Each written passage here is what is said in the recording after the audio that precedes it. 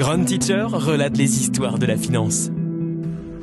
Bienvenue à tous dans ce nouvel épisode de Grand Teacher relate. Aujourd'hui, nous allons plonger dans l'histoire fascinante de l'entrée du cacao en bourse. Accrochez-vous, car ce voyage est plein de rebondissements, de découvertes et d'enjeux économiques majeurs. Notre histoire commence il y a plusieurs siècles, dans les jungles luxuriantes de l'Amérique centrale, où les peuples mayas et aztèques vénéraient le cacao. Considérés comme un cadeau des dieux, les fèves de cacao étaient utilisées comme monnaie d'échange, et seules les élites pouvaient déguster le breuvage amer qu'on en extrayait.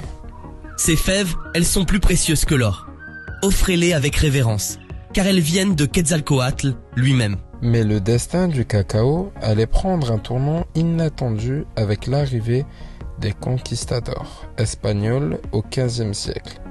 Hernán Cortés, fasciné par cette boisson exotique, la ramène en Europe, où elle gagne rapidement en popularité parmi les aristocrates. Quelle merveille que cette boisson chocolatée!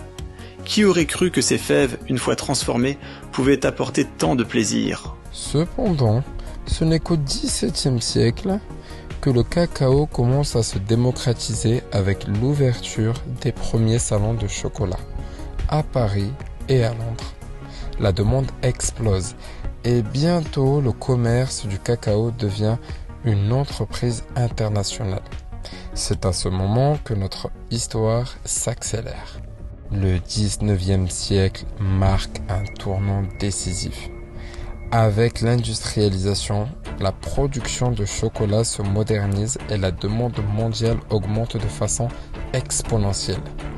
Des plantations de cacao sont établies dans les colonies africaines, particulièrement en Côte d'Ivoire et au Ghana, devenus les principaux producteurs. Nous devons sécuriser notre approvisionnement en cacao pour répondre aux besoins croissants des consommateurs.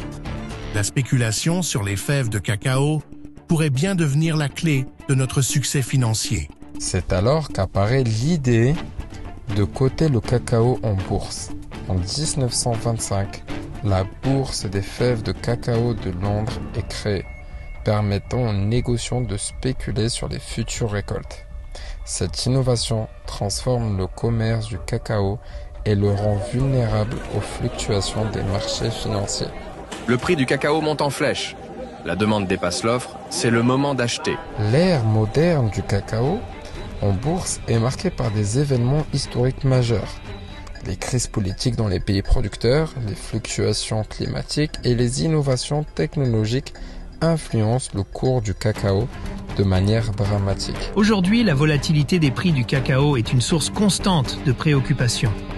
Les petits producteurs africains sont particulièrement vulnérables aux variations des prix, qui sont souvent dictées par des spéculateurs à des milliers de kilomètres.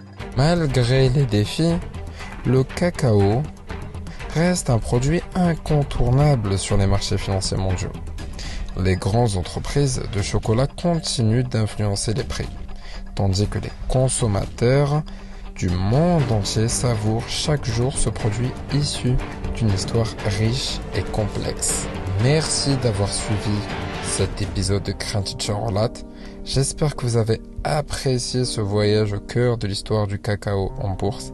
Restez à l'écoute pour d'autres histoires captivantes. À bientôt et n'oubliez pas de mettre un cœur en dessous de la vidéo.